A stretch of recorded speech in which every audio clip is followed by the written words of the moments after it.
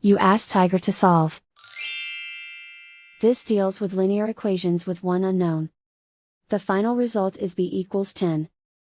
Let's solve it step by step. Group all constants on the right side of the equation. Add 12 to both sides.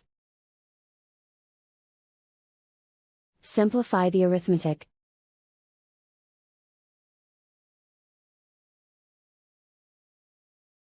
Isolate the b. Divide both sides by 6. Simplify the fraction. Find the greatest common factor of the numerator and denominator. Factor out and cancel the greatest common factor. And so the final result is b equals 10.